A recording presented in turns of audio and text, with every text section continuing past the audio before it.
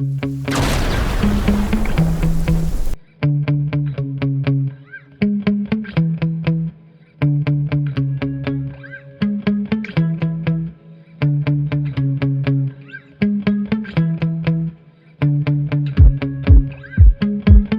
hello, my paranormal peeps, and welcome back to another Deep Woods Paranormal Podcast.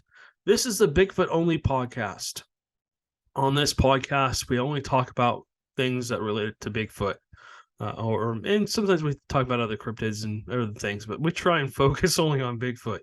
This podcast usually is, 10 to 15 to 20 minutes long. It's usually not very long. I try and keep it shorter so that, I'm not blowing you guys up with too much time. Anyways, if you don't know us, because we have a lot of new followers, and we're so thankful for all of you who follow and listen to us and like our videos and share our videos on social media and stuff like that. Thank you guys so much for your support. It's amazing. It's very helpful. It helps us continue to do these podcasts. Now we're at over 100 podcasts, which is awesome. I never thought we'd even get this far, but I'm loving it, and I hope you guys are too. I enjoy coming on here and talking to you guys about everything paranormal, including Bigfoot. So, most people, my wife would just roll her eyes and say, Amanda would just roll her eyes and say, "Yep, that's Matt. He's totally hooked on Bigfoot." So, if you don't know, I was a non-believer. I grew up in the late '70s, early '80s. And we had shows like Unsolved Mysteries and other shows like that talked about Bigfoot every once in a while. So, I just thought it was just something to scare the kids out of the woods at night. And I never really paid too much attention to it. I thought it was interesting, but I never really thought they were real. So I was skeptical. And like I always say, I always tell everyone, I don't care what it is, Bigfoot, UFO, ghost, anything paranormal, or anything else in that for that matter. I tell people you have to have an experience where you can say that couldn't be anything else but, and put whatever in there. For this instance, we'll say Bigfoot.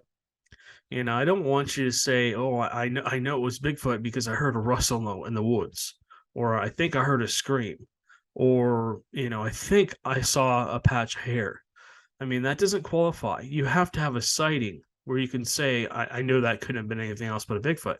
So, this goes for everyone. Skeptics, believers, non-believers, you really have to be careful about what you present as evidence and stuff like that. There's a reason we don't post a lot of videos with Bigfoots. Yes, we've gotten a lot of video of Bigfoots. We've got hours and hours and hours of possible Bigfoot pics. But you can't quite. I'm not going to post pictures of blob squatch. I'm sorry. And if I do, there's going to be a reason for it. And I'll be talking about that, and explaining myself at least. But I try and post anything Bigfoot video related wise. I try and post stuff that is at least believable, and it's 100% from the heart. I think this might be something. And I'm not saying it's Bigfoot, but I'm pretty sure. I'm like 99% sure. So anyways, speaking of that, there's some new reports here in Texas that I have not seen before. So I want to share that with you. And then also, here, let me share my screen real quick. You guys can now buy us a coffee.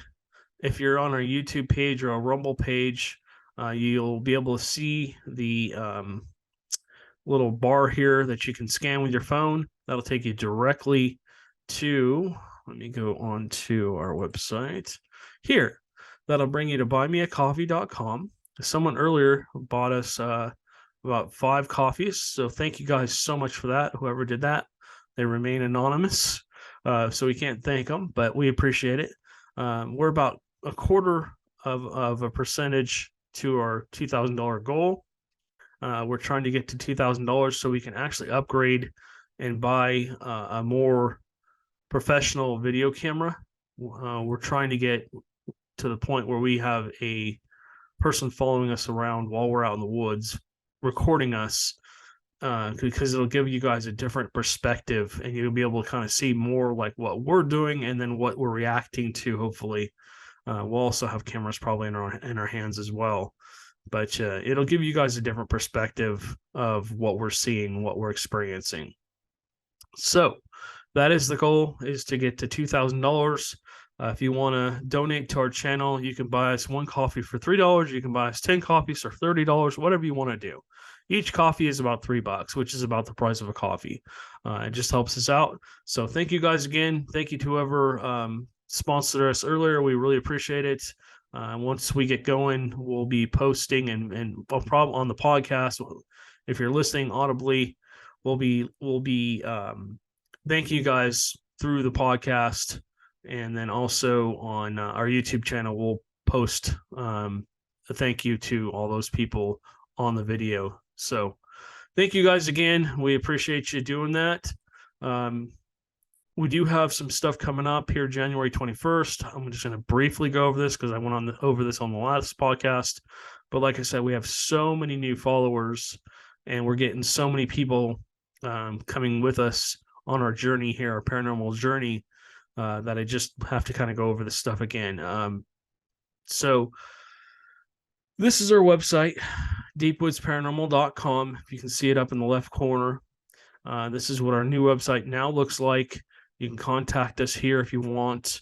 You can get to all of our social media down here. And then you can also watch Deepwoods Productions. This is our production company. I don't want to talk about that too much. It speaks for itself. But we do podcasts, and you're listening to this, so you already know. We've done quite a bit of them. YouTube. If I'll go to YouTube. Why aren't you going to YouTube? There we go. Okay, so here's the YouTube channel. Again, we've got hundreds of videos for you guys to watch. It's not just podcasts. We do paranormal investigations into Bigfoot, ghosts, UFOs, crypto creatures, everything. And so you can see all these videos here. You just have to kind of scroll down, and you'll be able to see the rest of them. But what I want to talk about real quick is our ghost hunting tour of San Jacinto Jail. Excuse me. This will be on January 21st, 2023 at 8 p.m. It's going to be about 2 hours long. We're going to get to investigate the jail, the old schoolhouse, and the post office, the old post office, and the old train depot. So that should be fun. They all have different entities. They all have different types of activity. And we do get a lot of K2 hits in the schoolhouse and in the train depot. And we've made contact with a lady who used to work in the old post office. And then, of course, the jail. Over 400 people were killed by being hung or whatever. Some inside the jail, some outside. It's just, this is also in Bigfoot territory. So, I mean, people see possible Bigfoots around this area. And I've talked to the people that maintain this location, and they've said they've seen the same thing. They've seen something strange. So, if you want to go there, that's great. We appreciate it. You can book now. Like I said, it is $20 a person. So if you're interested in going to that, that's in the Cold Springs area down here in Texas. So you can give us a call if you want. My information is here on this site. So everything's here on our website. We're going to be selling merchandise on our website soon again. And then we'll also have some ghost hunting gear that we're going to try and start selling for people to purchase and go from there. So, there's a lot more stuff. Of course, we have more events coming up too. And I already talked about this on the last podcast, but I'll go over it briefly because people ask me, what are you guys doing next year? January, the San Jacinto Jail.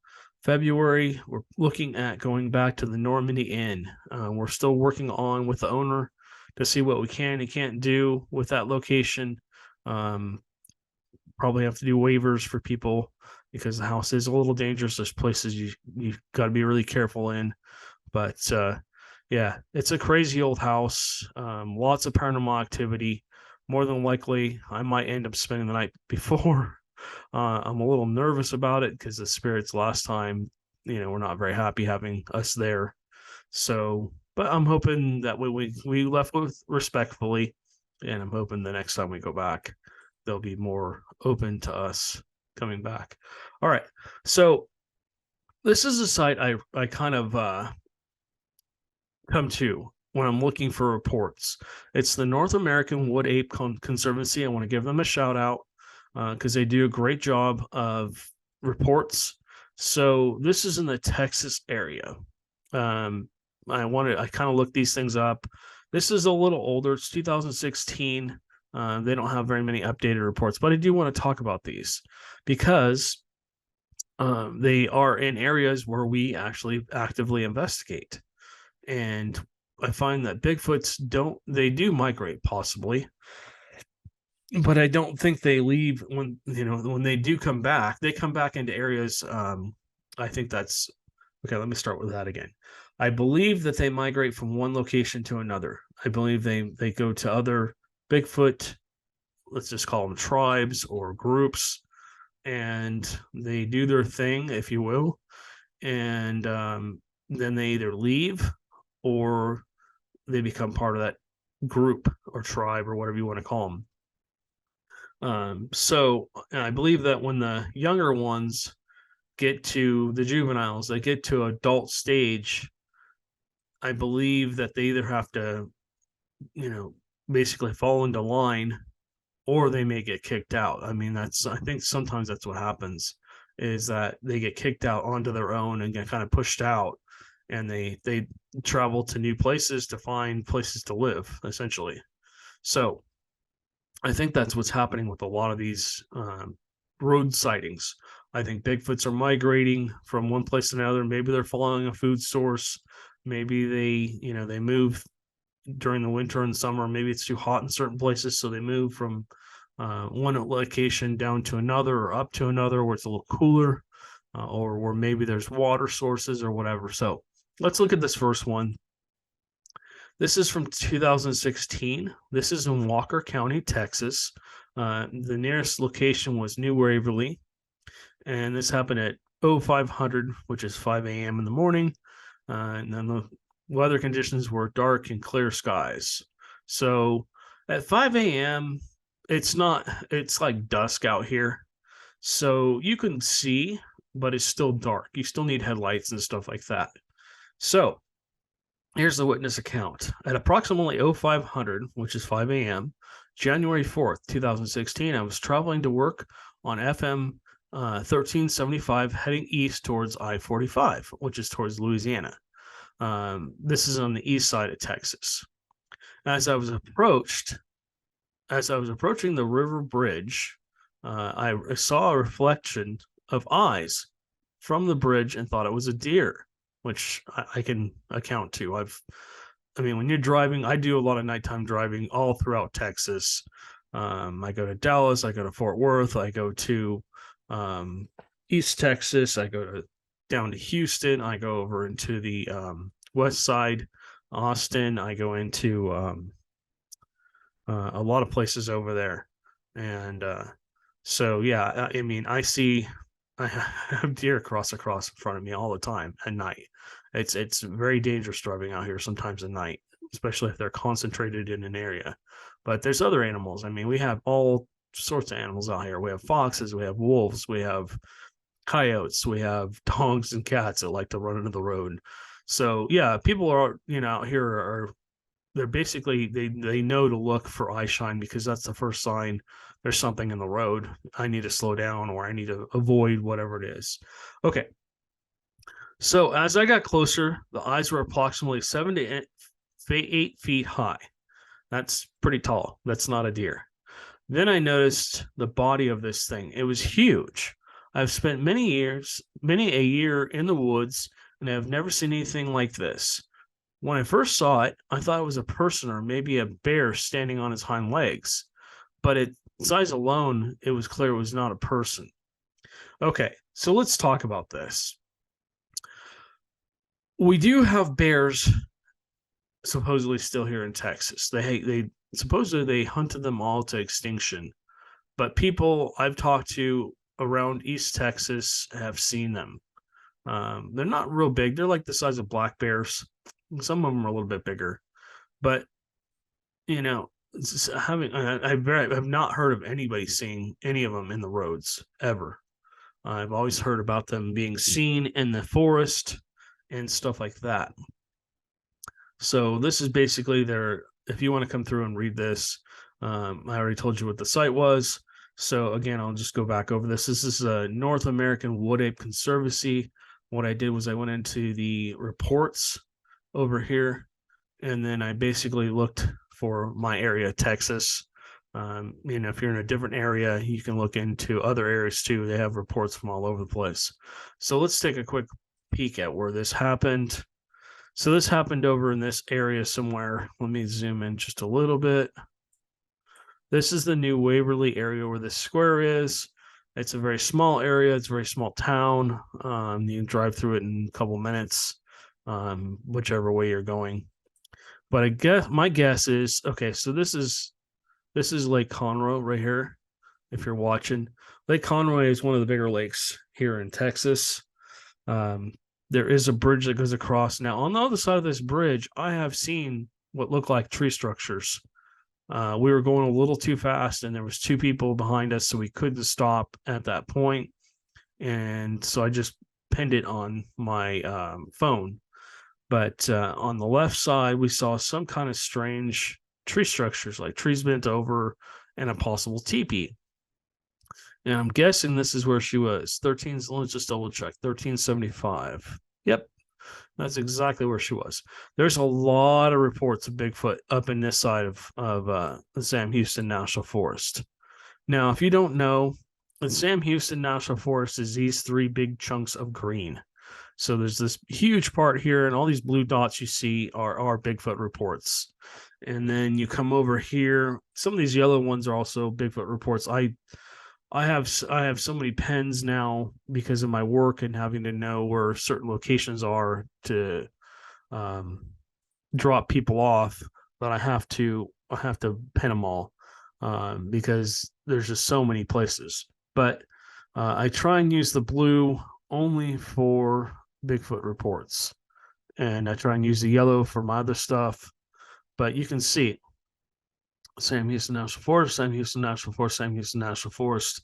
Unfortunately, I believe they've clear cut a lot of the forest around this area because it's a, you got Huntsville, and you've got a few other big areas where there's actually big towns. Huntsville is actually a very large city. They're probably about the size. They may be bigger than College and Bryan's combined. College Station and Bryan combined. They call it BCS.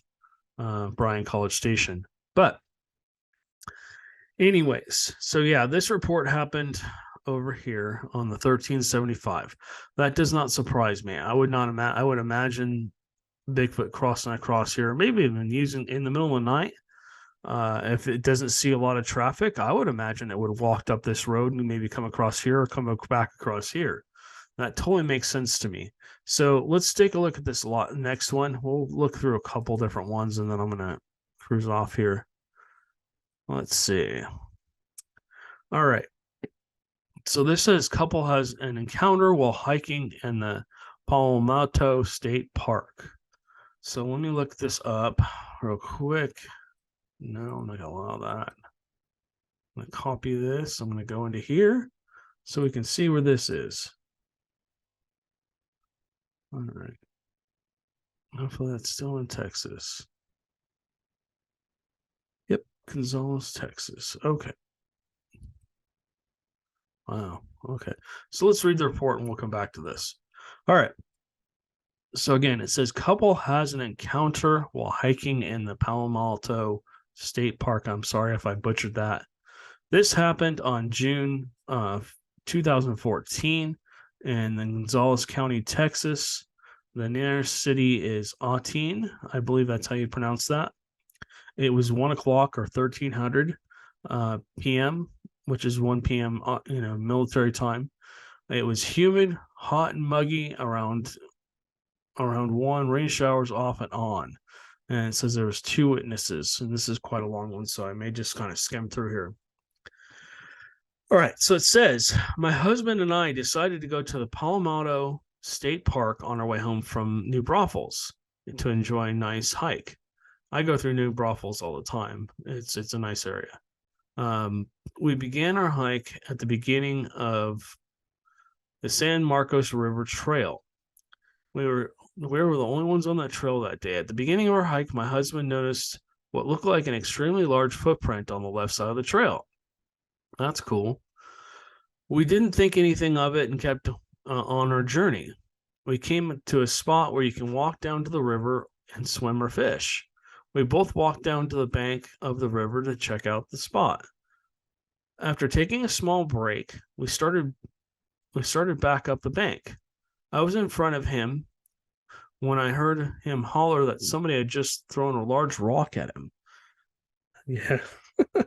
So I'm laughing because that's happened to me multiple times. I don't know how many rocks have flown over my head. Some of them were very large, kind of scary, bigger than my head, some of them. Anyways, let's see. I thought he was trying to scare me, so I didn't pay much attention. When we got to the top of the bank to the trail, he told me that something had thrown a large baseball-sized rock at him, which hit right behind him in the sand and rolled down the hill. He was visibly upset. We continued on our hike.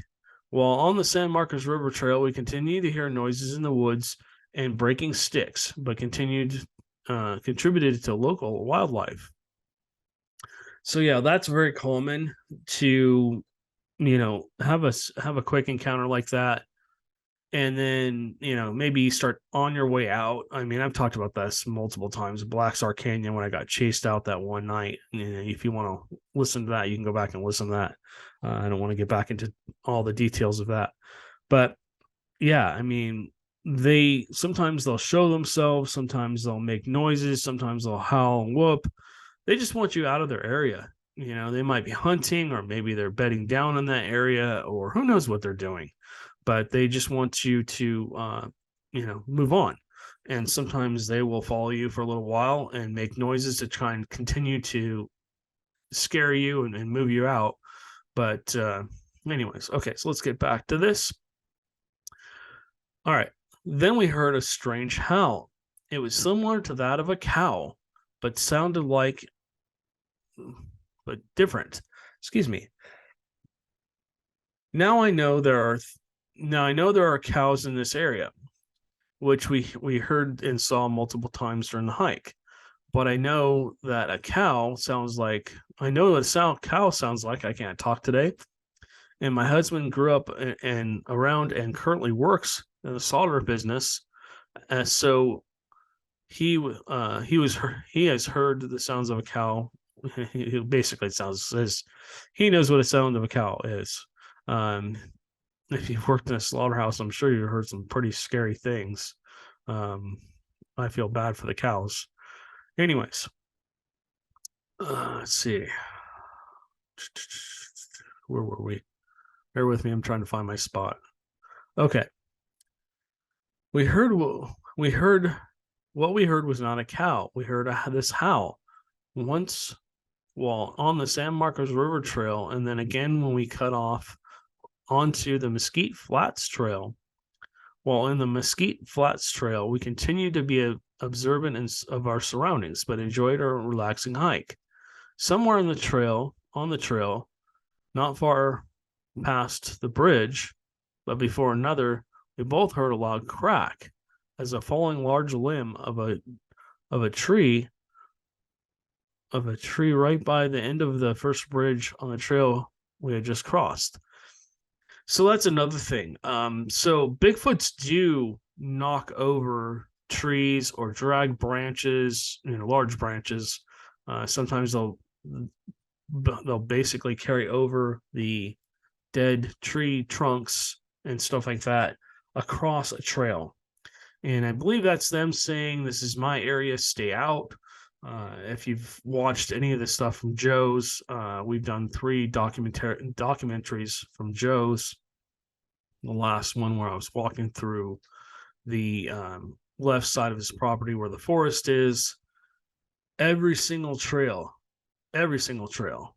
was blocked by some kind of obstacle. There was tree branches laid down. There was tree trunks laid down. Vines were pulled across from one plant to another. And I'm like, okay, well, no, this is weird. And of course, I found footprints and stuff like that. You can go watch our YouTube video on that. It's pretty cool. Actually, I was in there. I actually heard a tree knock real close to me, but I don't know. I couldn't find it. All right.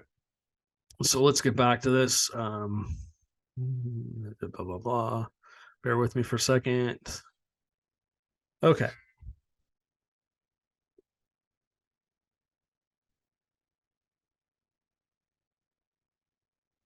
Sorry, I forgot the washer was on. Okay. We then heard running through the woods. It was not like a person running, but it was also not like a deer. It was a loud thump sound whenever the loud thump sound when whatever it was hit the ground. And I'm guessing that's a foot hitting the ground. My eyes immediately scanned the tree line and focused in on a tall black something, but I couldn't clearly see the thing past. I couldn't clearly see it. And she said it was passing between trees. It was tall and black, but very fast. It was faster than a person. It was not a deer because I could see its silhouette, and it was not long. It was not long. It was not a hog because it was tall and long. It was not a long and there. I can't talk. It was not a hog because it was tall and not long like an animal. So she's saying was bipedal, standing up on two legs like a person, but not a person. Let's see. I was watching it pass through the trees when it just disappeared, like it stops or something. Now, a lot of people don't know that Bigfoots will, if they think they're being seen, instead of sometimes, well, most of the time they'll just stop and freeze because they literally look like a tree. You can't tell the difference, especially if they're more than about 5 or 10 feet away from you. It's really hard to tell that they're there. Unless you know what you're looking for. And even then, it's hard to pick it out unless you have like a thermal camera or something that you can clearly see, like binoculars, where you can see, okay, that's not a tree. And that's happened a few times too. Again, reference Joe's camp. But they also will go down on all fours like a bear. They will also go down on their tummies. They will just lay flat. And all you see is like this eye shine. Usually it's kind of a reddish tint to them. But if you watch with the infrared cameras, if you can pick them up, you'll see green eyes looking at you. I believe they have bioluminescence in their eyes, either in or around their eyes. Okay, let's see. Blah blah blah blah blah.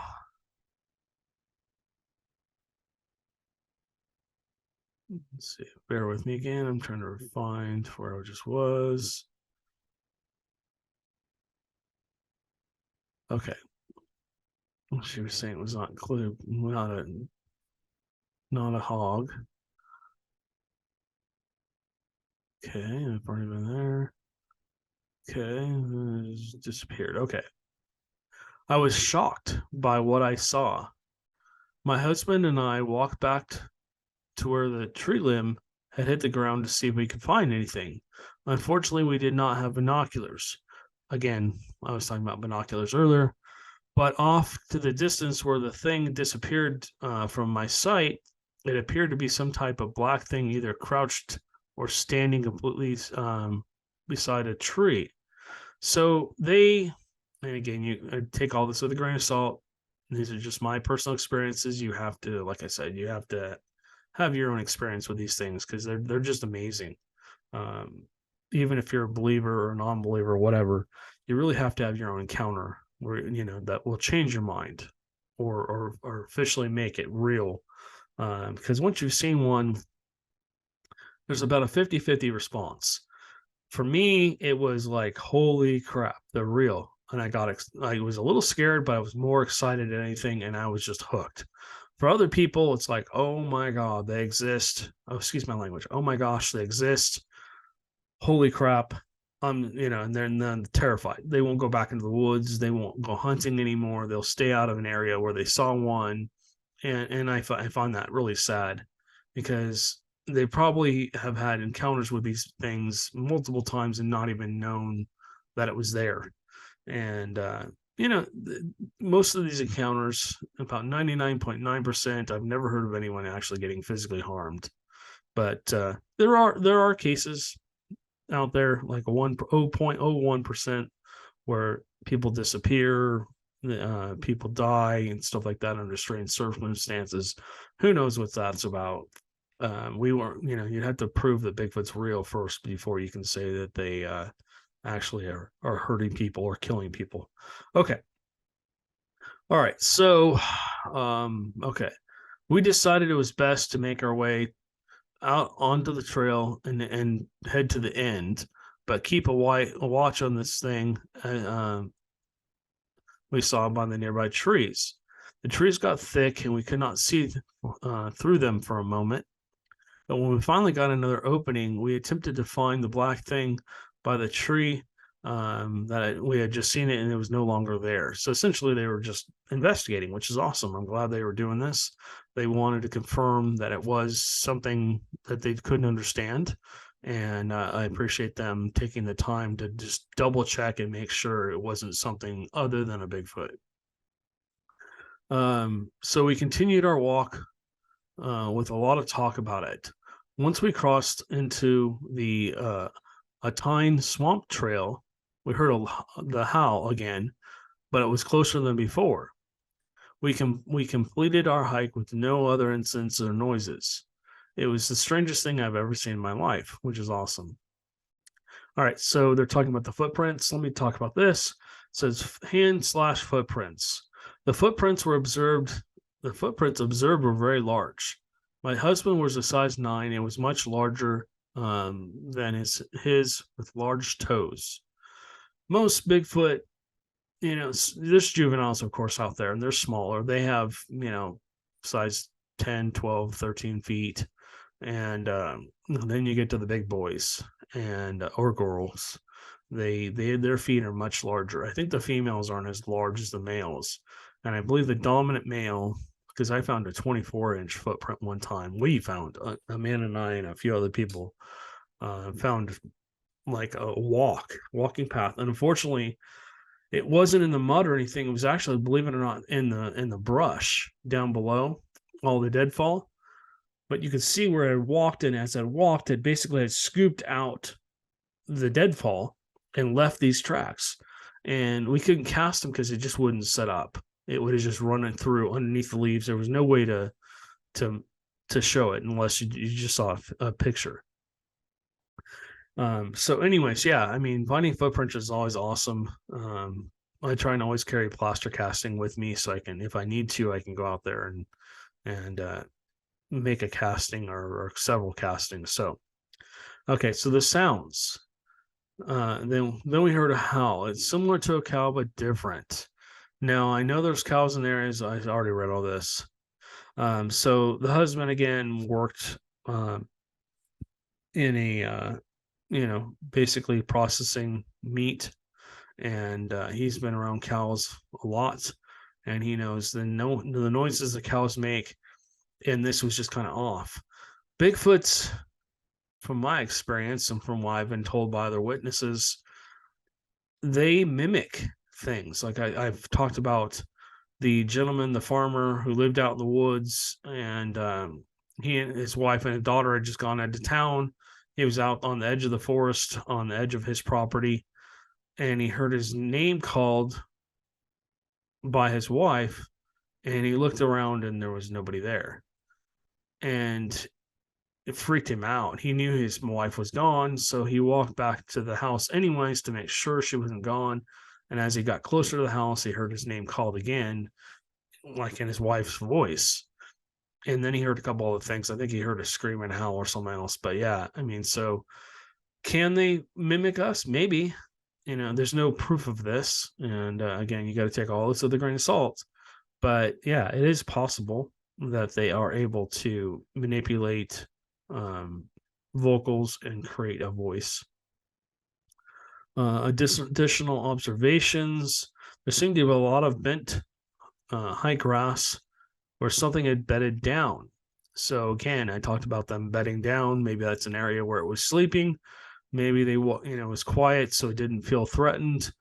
And then all of a sudden they hear somebody walking into its territory, gets up, goes on alert, kind of starts to watch to see, what these people are doing, and gives out a howl to try and maybe scare them away, and continues to follow them to make sure that they're not going to hurt it, in any way, probably.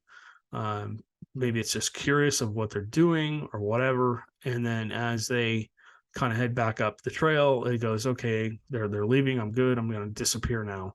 So there are also many large areas of sticks, strange sticks, and limb configurations. I've seen these too. I've seen like triangles and other different things, almost like letters, but they're not letters. And sometimes they're spread out over 5 or 6 foot area. Sometimes they're just like a couple of them. Sometimes there's just one. I don't know if that's some kind of communication for them trying to tell us something, or if it's them essentially trying to communicate with other Bigfoots. Maybe it's their way of saying, hey, this is my territory. This is my marked area. I don't know. That's something we're still researching. Okay, so like something had stacked sticks to make a shelter or lay down on the ground off the dirt, which is, more human-like type ideas. When we were at Joe's, we went down to the lake close to his house, and that's where we found those 24-inch footprints. We found 2 structures. We also found that catfish with the head that had the teeth marks like chewed out the side of it.